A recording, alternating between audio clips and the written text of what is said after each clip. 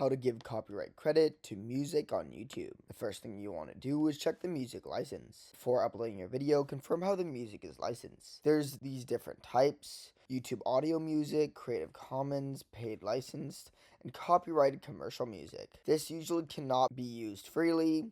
If a license requires attribution, you must credit the artist in your video description to avoid violations. First, copy the required credit format. Most music platforms or libraries provide the exact credit format you should copy and paste. For example, YouTube audio library will be this right here. Creative Commons attribution would be this right here. Royalty-free music should be this right here. If your license also says no attribution required, you do not need to credit the description, but it's still a good practice. Step 3 is to add the credit to your video description. After uploading your video to YouTube, scroll down to the description box. Paste the credit exactly as provided or required by the license.